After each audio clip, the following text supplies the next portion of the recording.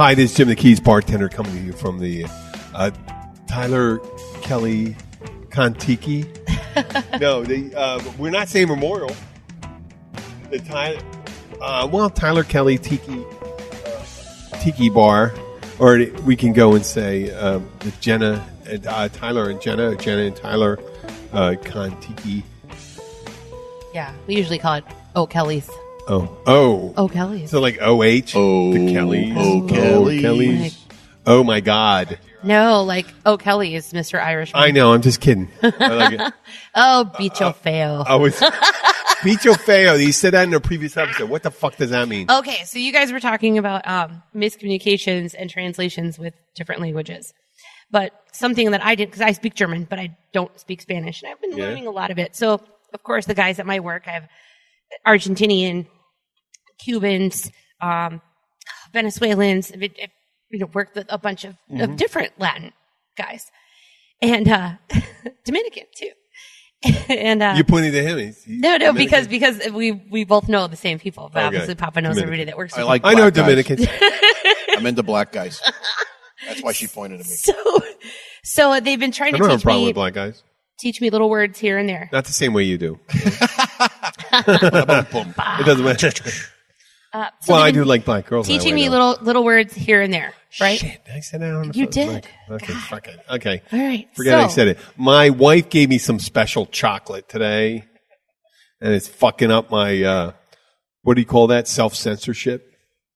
Self-editing? I mean, you have no inner monologue? I do. Well, I do. I don't give a fuck. Is creeping out, it's creeping. It's just popping out. So, Bicho Feo. Bicho Feo. Okay. So, there's a boat that says Bicho Feo on the side with a skeleton fish. How's that spelled? On the side of it. Bicho. The next word is Feo is Feo. Okay. So, Fire. Bicho Feo. And it's written on the side of this boat. Well, we know. What's Feo? Ugly? Yes. Feo's ugly. But. Ugly butt? No. Oh, okay. So we know the guy who owns this boat and owns that house, and he happened to be contracting some work at my company the other day. It's an ugly vagina? I asked him, what does that mean on the side of your boat? Because nobody at work would tell me what it meant. None of the guys, not the Argentinian guys. Oh, it's bad. Dominican guys. Nobody would tell me what it meant. And he goes, well, in Cuban, it means ugly bug. Bug ugly. Bicho is a bug. And Feo. And I said, why? And he goes, well, that's my nickname. He goes, I'm kind of little, I'm kind of ugly. He goes, I've had that nickname since I was a kid. Who did? The guy? The guy that owns the boat that says Bicho Feo on the side. Ugly bug. Ugly bug. That's his nickname. So he goes, but you can say that to every other Spanish person, but not a Puerto Rican. I said, not a Puerto Rican. Why? And he goes, well, because bicho in Puerto Rican Spanish means that. As I'm pointing to my lady parts. Your lady parts. My lady ugly parts. pussy. It actually means stinky, dirty, stinky pussy. Bicho Feo. So bicho feo to a Puerto Rican means that if you were to walk up to him and be like, you're an ugly bug. No, you're not. You just called him a stinky pussy. Like, that's fucking hilarious to me. Like, well, I mean, but don't we shorten the things? Like, we don't go and say you're a smelly asshole. Because that's the worst kind of asshole. Right. Or a shitty asshole. But that would be a like shitty, smelly asshole. Us looking at someone and saying, you're a really ugly bug. And then turning around and go, no, you're a dirty cunt. Like, that's the same thing. Oh, so really going to top? You can't say it's that. like over the top? It's over the top. If we had that conversation when you call, like, the British use cunt a lot. Mm-hmm. They say cunt. And they don't say it the same way we do. But if someone, it ratchets up the situation, don't be a cunt. Like that. Right. See a British person say that? No big deal. Say, don't be a cunt to a girl. And there's fucking steak knives around. If there's a set of brawn knives sitting over there, you're fucking dead. Okay, but it really makes me think of the University of North Texas and the mugs that they. With the mugs. You ever see the mugs for the University of North Texas? No, let's hear it. Okay, so you know how you can go into like the little gift shop in every university and buy the stickers or buy whatever. Oh, I'm a proud parent of whatever. Yeah. Well, they have mugs, which of course the handle looks like a C. And they have the handles painted a different color, and then it would say University of North Texas. So you'd have a cunt mug. I mean, it says cunt. You grab it. They know, and they know what they're doing. Of course they do, but it's hilarious. Hilarious. That's great marketing. Right. That is. It's like, hey, you know what? Our logo looks like an asshole. What was the one? Sierra Mist or someone? No, Sierra Nevada. There was a beer, and it looked like Batman eating out a woman, an outline of a guy with a hood mask and the ears in between a woman's legs. I have no idea. There was one, they showed it was on a beer bottle, and it was Angry Orchard, maybe one of these apple cider. Whatever, they did it, and it was great. I wouldn't even call it viral marketing, but I think it would be considered that. And just, one word, using a word that sets people off. There's a guy in a bar that comes in here, and I've been waiting for weeks and weeks to do something. Okay, there's some guy that comes in. We're the same pot. This shows that you don't necessarily have to get along with everyone that thinks like you do. This guy has the same political beliefs I did, feels just as strongly about the things, but he is annoying as hell. When he tells me stories and stuff like that, he may know a little more than me. He may know a little less than me. He just assumes I don't know anything. He'll go in and tell me the whole story. I go, I said, I know this. So another guy comes in. We don't necessarily, we kind of agree politically and stuff, but he always calls me an asshole and stuff like that. I love the guy though. It's an old guy. He bartends at the Caribbean Club named Joey. And he told me how he was having a conversation with this guy. I'm talking about the words meaning something. This is why it belongs to him. So, long story short, he says he was having a conversation with this guy, and he said something about Junior Seau killing himself. And I said, oh, well, he killed himself. And I said to Joey, didn't he kill himself because he wanted to donate his brain for that? He goes, no, he was a closeted gay man. And he felt ashamed of it. And I go, whether it's true or not, no big deal. It's probably, I'd say it sounds like a bullshit story. But when someone kills themselves, it doesn't really matter. But this happened several years ago, and it's a famous person. You're going to talk about famous people. Yes, it's a shame and stuff like that. And but when he suggested this to Bob went off the handle and got angry and upset and left. He never expressed a thing about anything. And it's not a thing where he thought, he's 63 years old, 64 years old. Those guys don't go into homosexual panic. It's the 30-year-old or 35-year-old. But when you're 65, they don't really, from my experience, they don't. He ran off. And I've been waiting for 5 weeks. 5 weeks. I know this is me not being that Dow person, not being balanced. But I was waiting to start a conversation and work it around. I was going to take it. I would start with Genoa. I want to go to Genoa, Italy, because I want to retrace the trade route of Marco Polo or something fucked up. And then I would wind it to, and then I want to go to Milan, and then I want to go to Frankfurt. They have an NFL team. Okay, this was ham-handed. They wanted to get NFL Europe and then start talking about NFL Europe. Go, blah, blah, blah, blah. Yeah, NFL's all over. It's really big in Polynesia. See, I'm holding up one finger. Polynesia, this gets me to step one. Junior Seau. I know he's not probably Polynesian or something else, maybe Hawaiian or something like that. But, Junior Seau was a football player, and there's a lot of great football players. I mean, and then I would say, but of course, Junior Seau killed himself because he was gay. And I was going to do this whole thing, 12 minutes of conversation, and work it right around to do that. And he got sick. He hurt his back. No. So every time he came in, he was recovering for it. Recovering for it.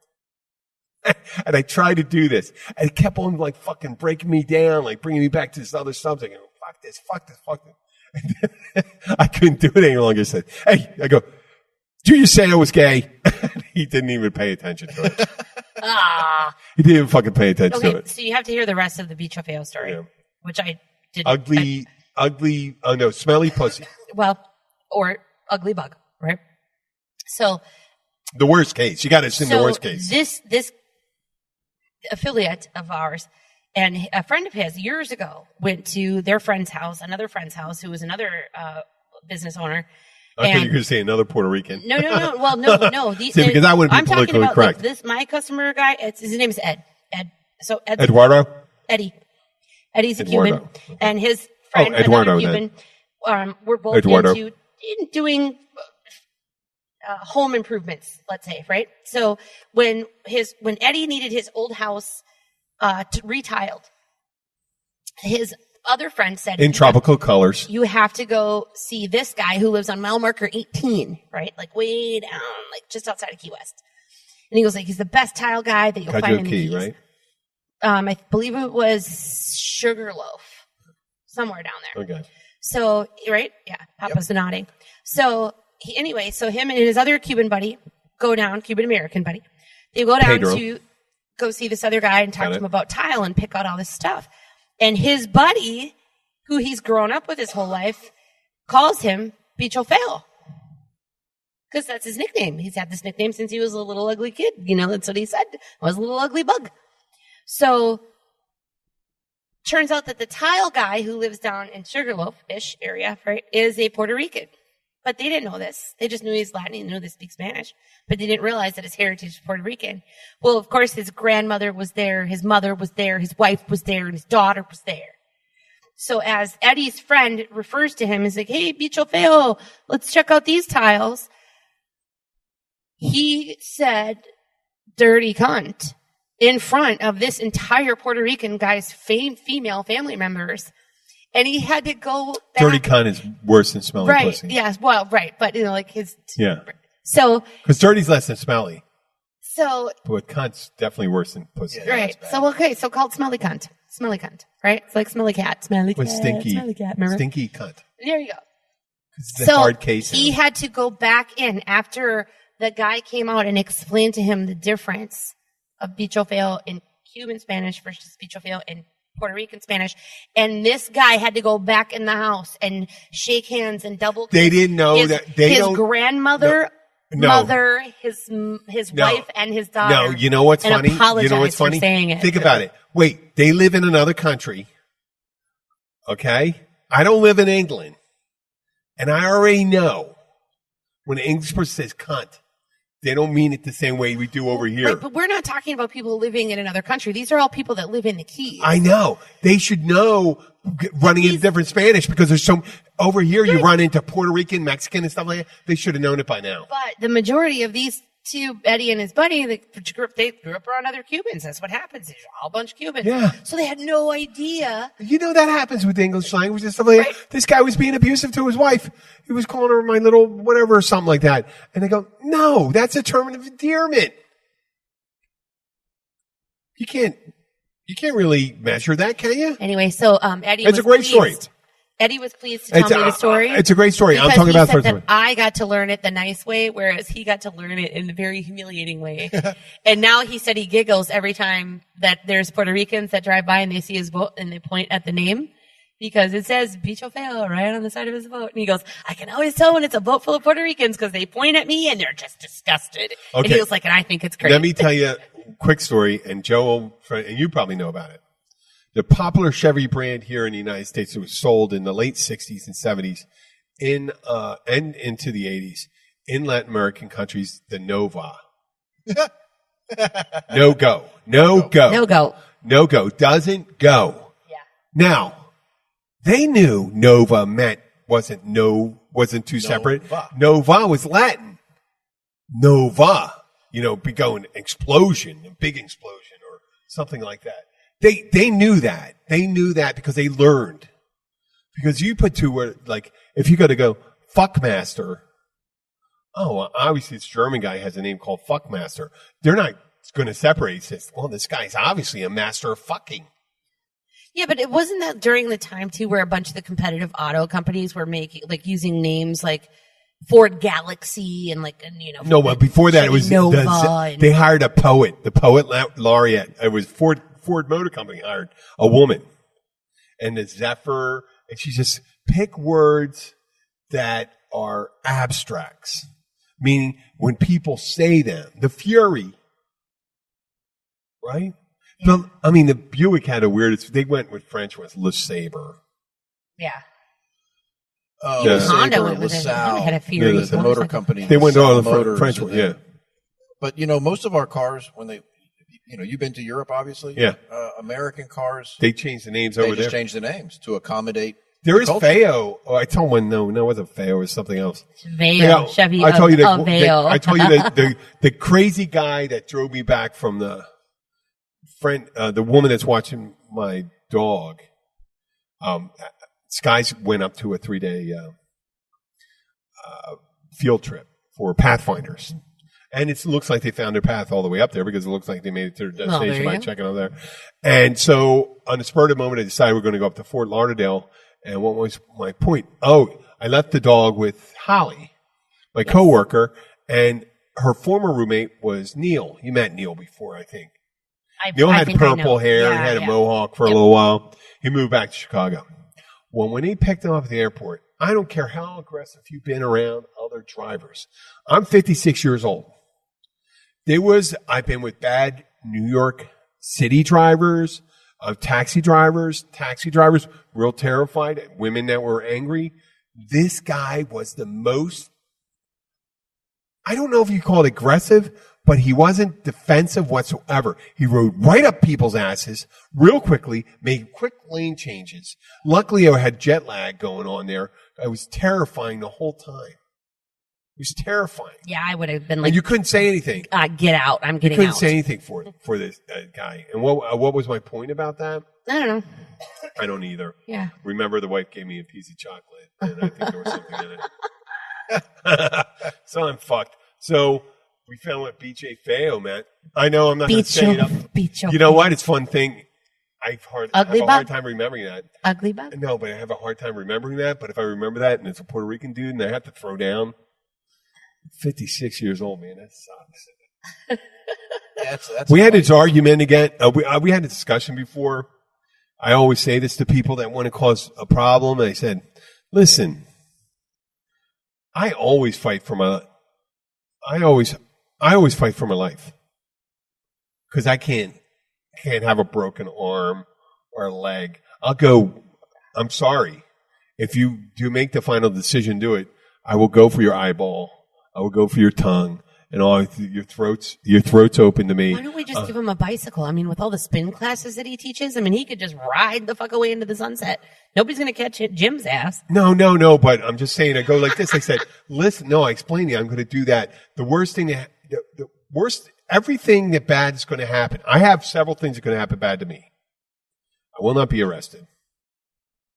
I may end up getting hurt. Probably won't kill me.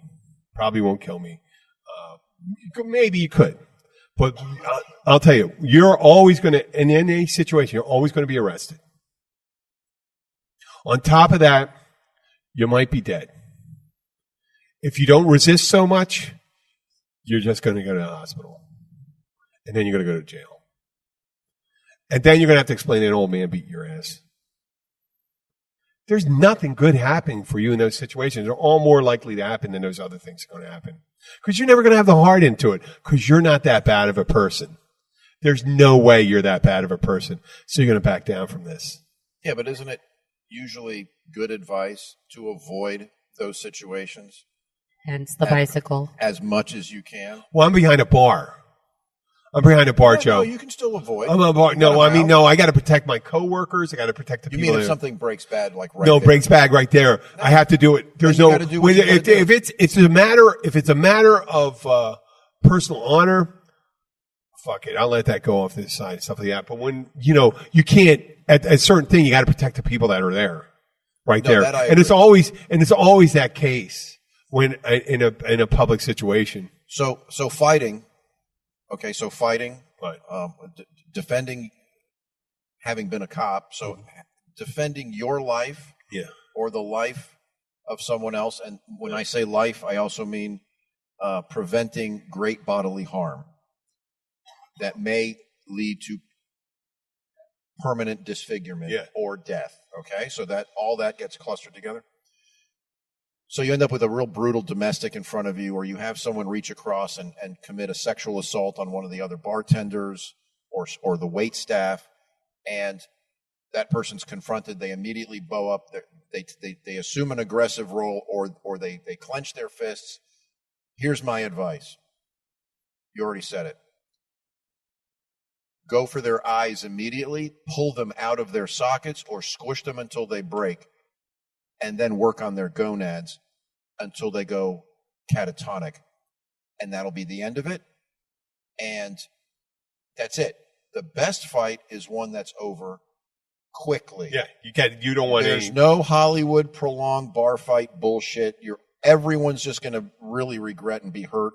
You don't want any shots to the head. You don't want any. You want to put the son of a bitch out quickly. Yep. Get over it, and then answer the questions when the cops come later, and let the cards fall where they may. I always looked at it this way: as long as I knew that I could justify and articulate that someone's life was in danger, mine or someone else's, using the force necessary to stop them, then it was they had to get stopped quickly. Because the longer it went on, someone was going to get hurt. Yeah. So no, I get it. I completely get it. No, I mean, I don't approach these. I'm not a one that prays. I told you about the time I walked into it was a fundraiser for a Philadelphia fire department, and some guy it turns out was kicking his girlfriend on the ground, kicking her in the body and punching her. And my wife brought it to my attention at the time. And unfortunately, the people I was with weren't very aggressive, except for my ex-wife at the time, who could fight like a motherfucker. The guy, oh my God, he was pretty strong. He was one of the strongest guys I ever, and he wasn't that big. He was like 5'10", 5'11". I thought he was on something. Because I went after him, and before I realized it, he started coming after me. And I'm going towards him because I'm being held. And as he's coming towards me, I can't even release my arms. They're holding me back. I was defending a woman. And he was coming, he was dragging everyone with him. Everyone. He was dragging like 1,000 pounds with him. I didn't get that. And I'm like, oh, shit, this is going to be rough. And I'm thinking, I need an intercession and stuff like that. And luckily, there was a whole squad of firemen coming there or stuff like that. And I don't know what the guy was on. I don't know if I would have won that one. Because if he was on something and able to pull that, because he wasn't. He didn't look like he could physically do that stuff. And I said at that point, but I still have to do it.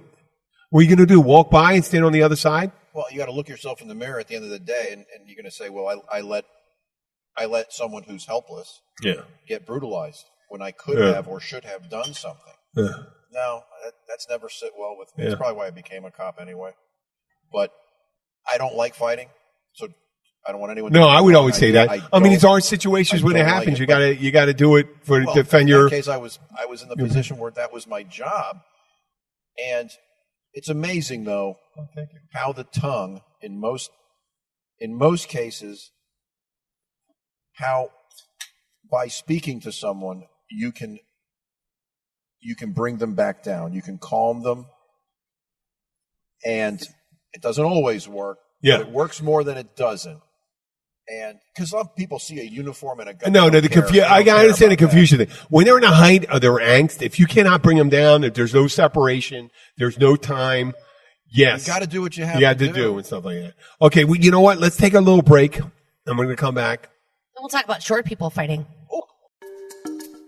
Whether you're one of our regular visitors to the Florida Keys or you can't wait to visit for the first time, you'll want to stay up to date on everything that's going on in the Florida Keys. To learn all the secrets, tips, and the stuff we don't talk about to anyone but each other, visit 43keys.com. Sign up for our newsletter and never miss any of the exciting things we have planned for you. That's 43 Keys, the number 4, the number 3, keys.com.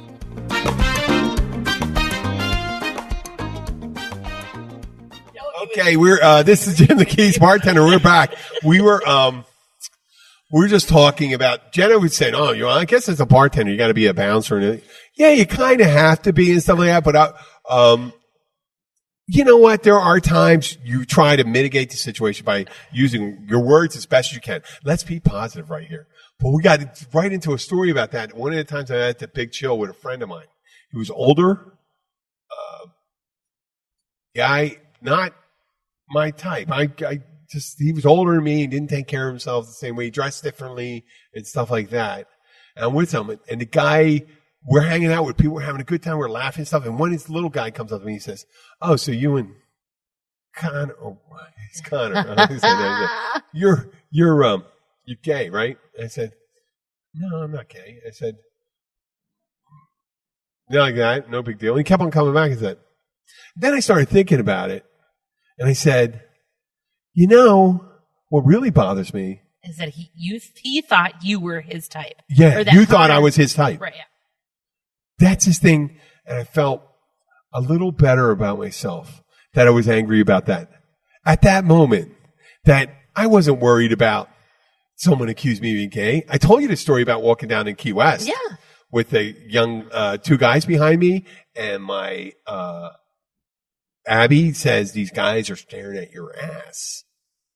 And they said, are they good looking? That was what I said. Are they good looking? And she goes, and young. And I said, wow. Holy shit. But you were just Why offended. would you refuse a compliment? You know what I mean? I mean, when you start reaching in, you know, I make the segue in this and jump in whenever you want.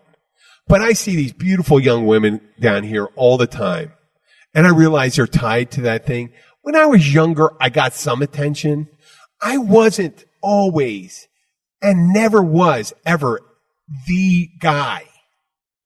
You know what I mean? I was in the cute. Some girls saw me as handsome. Some girls saw me as handsome. Someone would sees that in you. But be able to have that look when you're older, when you're over 30, and I was well into my later 40s. It is such a beautiful thing. I mean, when you're younger, I can see where guys can sexualize women and stuff like that. But sometimes guys aren't used to being objectified. Never been. You know? In this community, they are. I know, but it's very handsome. Yeah, you know what I mean. You know what I'm saying, right? No, you can't. It's nice to get. Everyone needs it. It's kind of like you want some confirmation from the universe, and the universe is expressed through people. Listen, if you were not a balanced human being, you would have said, you would have reacted negatively. You probably would have turned, said something hurtful, like "What the fuck? Get away! What are you looking at?" Because that, is a typical homophobic reaction. Yeah. I'm with now. The fact that I'm gay, forget that. Say there's young women that go, "Ooh, he's so cute." Thank you for the compliment. I don't care. Look, if you think I'm attractive or I'm cute or I'm funny or whatever, that's just a compliment. If someone's admiring your beauty, it is a good thing. I don't get offended. If I'm looking at your girlfriend, yeah, that still happens, by the way. So if I'm looking at your girlfriend, I go, and I'm thinking to myself, that is a beautiful woman. Why would you get offended? You should be so proud that you're walking next to someone that people think is. Oh, I never got angry at that. When they sent drinks over, I go like this. If it's not her type of drink, well, nowadays you can't accept them. No. You don't know what's in them. Unless you go like this, a bartender said, did you make the drink? Did anybody come near it? No. He said, have the drink. That's your drink. And if she doesn't like it, I said, I can drink that drink. And drink and thank the person. I mean, they should be bold enough if you're bold enough to send someone's partner a drink, and you should be accepting enough that someone else is going to drink it. Because, you're pretty much an asshole and you should have been introduced to that concept earlier in life. Right? I hate to say that stuff like that. It's kind of negative. But you know what?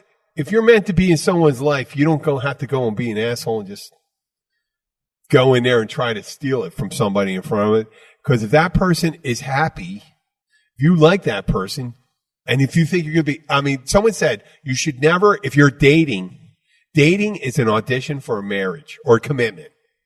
Dating is an audition. Otherwise, it's an audition to loneliness. It's always like, I'm dating so I can be alone. No, you're dating because you want to meet somebody.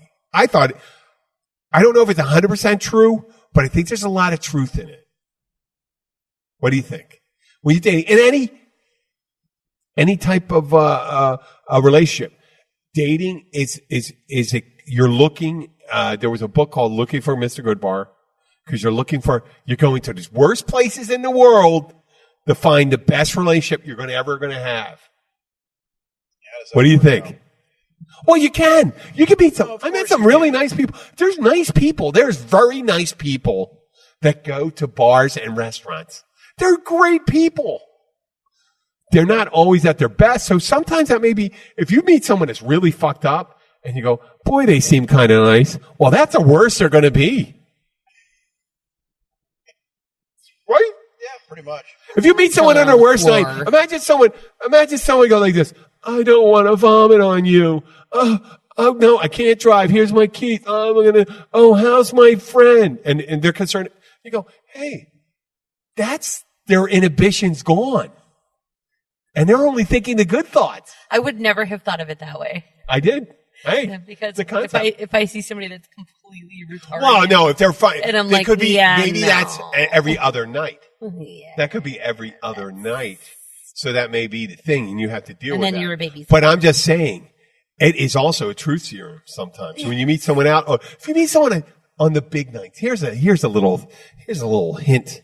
If you meet someone on St. Patrick's Day, New Year's Eve, and they're drunk as shit, there's a very good possibility they are not like that most of the time.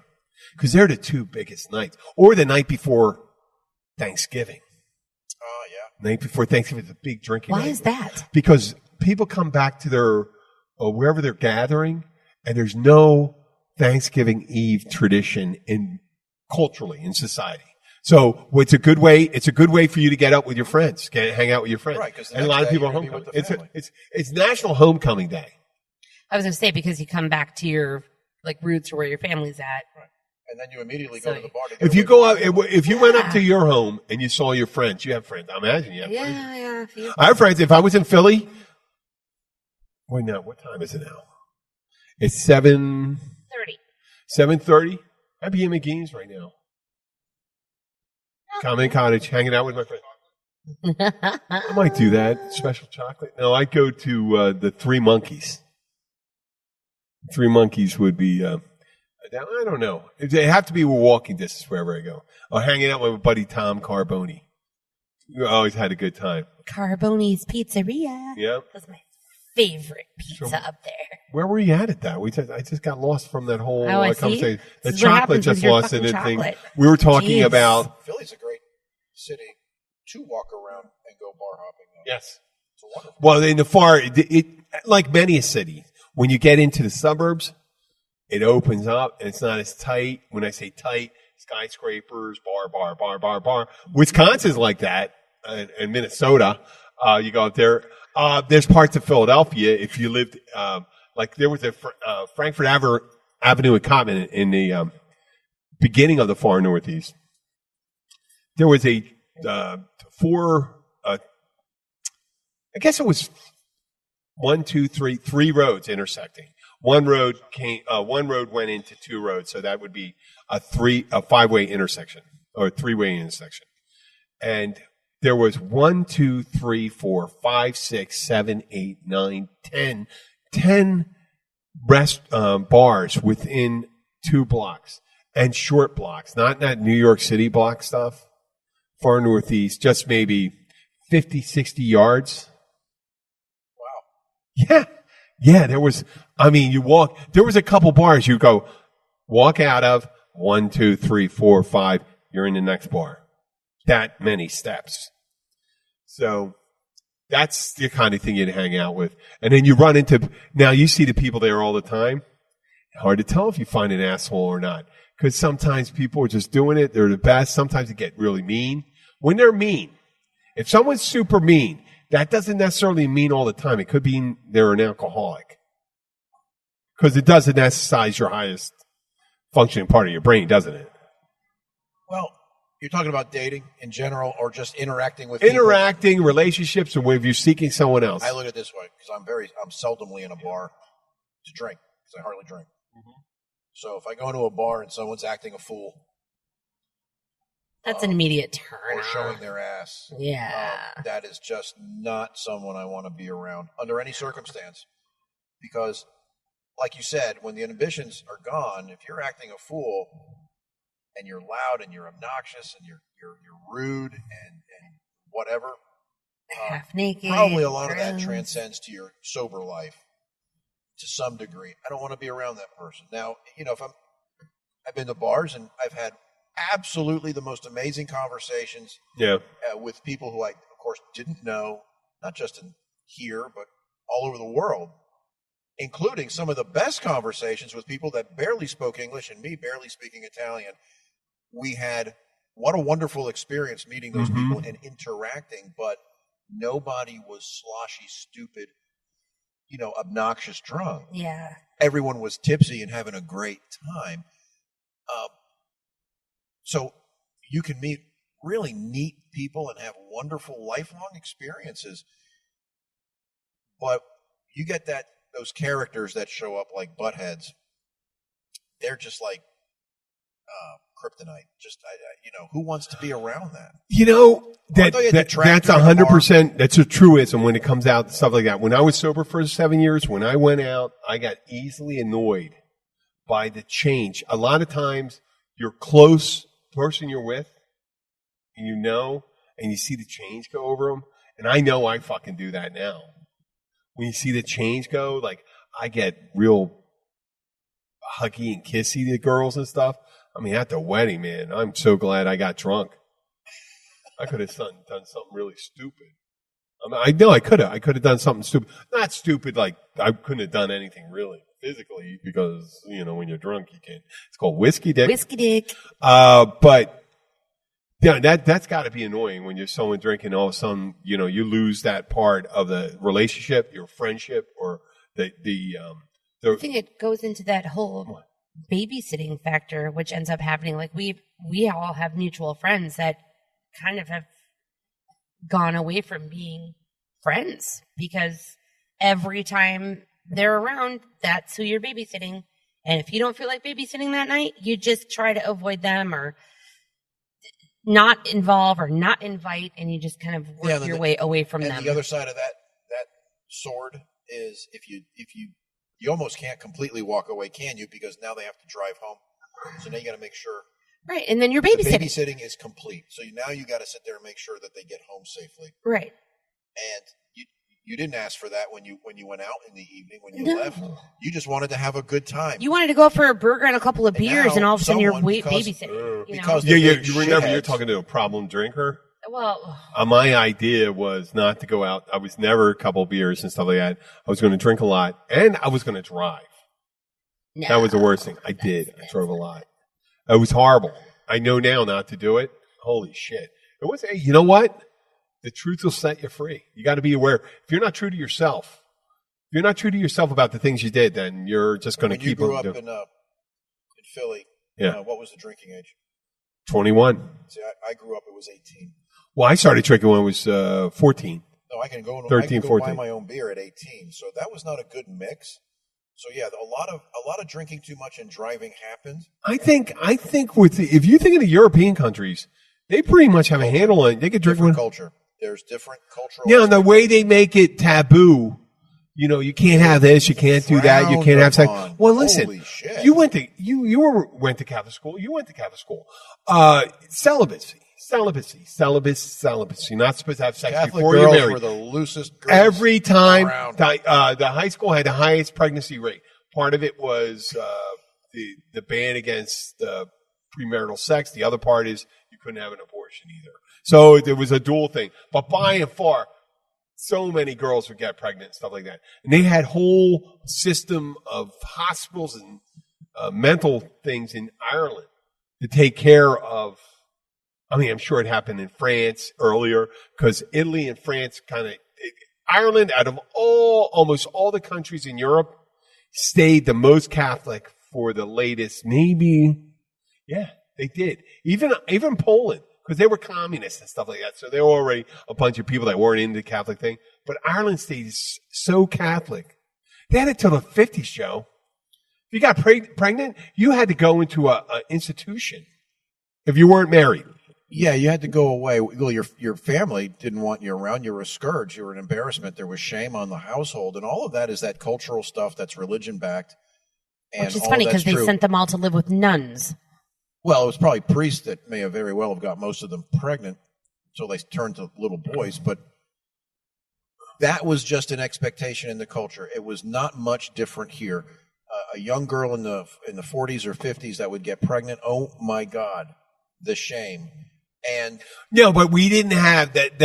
The shame was societal. It wasn't enforced by the government, and there wasn't funding for it and stuff like that. When you have that, society can change on its own. But if you have, like you said, 21, being 18, whatever, smoking, drinking, being able anything. Whenever you have a prohibition, you're creating a market, a business opportunity for a certain amount of people, and you're going to create a certain amount of people that are going to feel like they're breaking the law now. Yeah, for something that you really don't like. So it's like marijuana. Marijuana laws on the federal level in the United States. It's ridiculous right there for that. It just doesn't work. And it's a waste.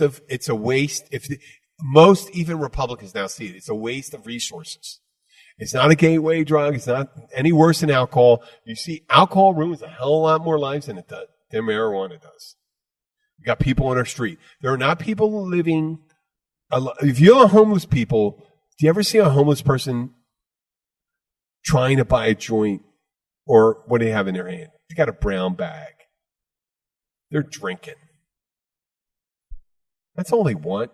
I'm not saying it's anecdotal, but society's ills aren't necessarily by restricting something to someone that's 18 and 21. So you say culturally in Italy, in France, in other countries, in Wisconsin, and it's not in another country. In Wisconsin, a child with their parents has leeway on drinking. They can drink in the bar with you, yes. Yeah.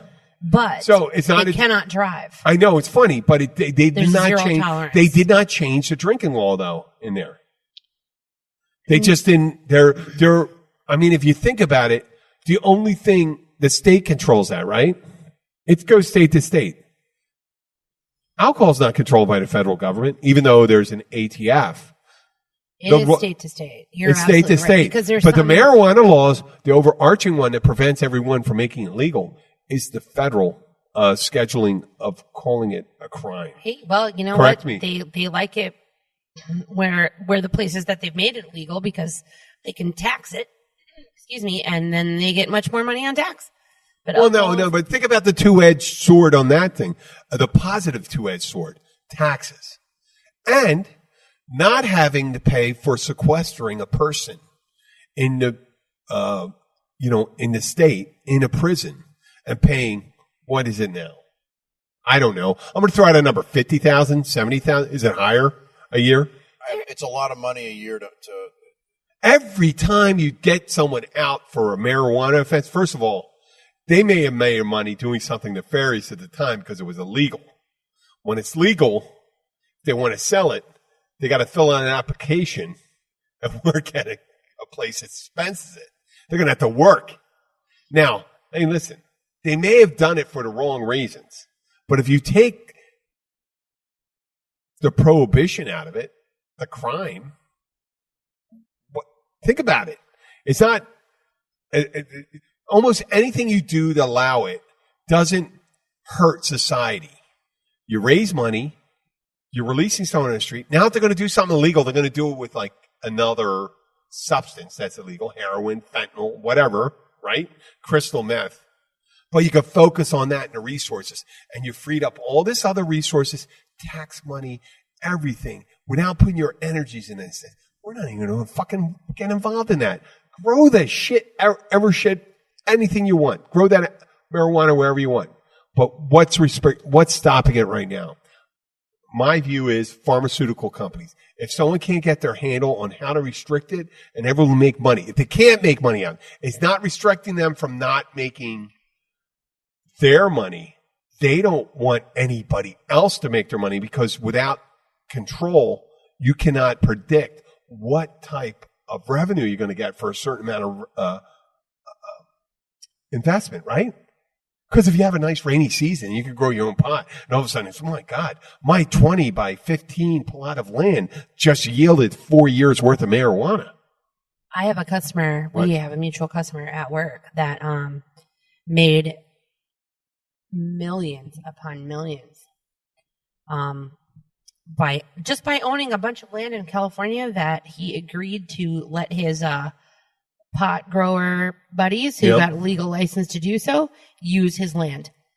So he licensed it. Yes, and he literally got like 30% of the profits because he let them use his land to farm it. Dude, the weird thing is the future thing of that. This guy is a freaking millionaire now. The biggest problem now is the banking system. They can't legally take the money, so it's mainly a cash business. I think we discussed this on previous episodes. Yeah, no, it's pretty much a cash business. I don't know if you can go. No, and unless they're able to really, because it's a cash business, you can't do a federal thing. That the states aren't even realizing the full potential of taxes because it's a cash business. Once you can go and use your American Express card to buy an ounce of weed, which you can use an American Express card and get a case of Tito's vodka, or let's go Vladimir's vodka. I'm making up a brand. Well, Vladimir's vodka, 5 times distilled. Get it. Those states that have dispensaries, like legal dispensaries, can take credit cards. I would imagine they probably. Well, if you can't have a merchant account, I don't know how you could do it. Because you're federal. A merchant account in a state that has a legal dispensary. No, but the federal government, FDIC. Come on, it's federally banking is intertwined with the federal. We're gonna have to do research for the next show and see about that. They use it on their phones. They may use I think they may use Apple Pay and Venmo and all that. I think they use the marijuana industry right now. I know it is in a couple of states. Has to do with banking. If you go to deposit, $100,000 in cash, it's going to be reported to the federal government. Or 10,000, anything above 10,000. Anything over 10. Yeah, now, they're going to pay their taxes. That's not the point. But you just told the federal government that I have this huge cash business and I'm dealing in marijuana. And the fear is because it's still on the books as a scheduled drug and it's illegal federally, the fear is they're opening themselves up for federal investigation and charges. This should be our 420 show. It really ought to be. But I tell you what, let's do this. You know what? I don't know enough about this because I'm not a pot smoker. I've never smoked weed, so I don't know. You never even tried it edible? Never this even would be tried a great subject for another episode. It really would. Yeah. Do you want to try some? Nope. Would you be willing to? No. An edible. Why not? No. Because I just don't think that after 43 years of never needing it, trying it, whatever, I would be afraid of my reaction. That's understandable. You're afraid of your reaction. I already have a hard enough time with like any kind of barbiturate or a pain pill or things like that. Okay, then so I got to stay away from anything that's. If it was a thing that I don't want to try because I don't want to try and stuff like that, it's like you're not going to try asparagus. Are you kidding me? Plus, I cannot stand the smell. I'll tell you, I hate it. That's why if you're going to use it, try an edible. And only people that smoke weed and like it. We never got to talk about the thing about the. Vodka tampons. We're going to save it all for next week. Okay. Well, I'd like to thank everyone for being here. I just kind of partially burped. That's all right. I hear it. Papa got one. What? I didn't do that. That wasn't me. I'd like to thank Papa Joe. Papa Joe. Hello. Thank you. And Jenna. Hello. Goodbye. And Damon, even though he's... hello. Okay. We're going to be back next week. We'll talk to you later. Bye. So we'll talk... the next one? Next one? Vodka tampons. Vodka tampons. Vodka tampons.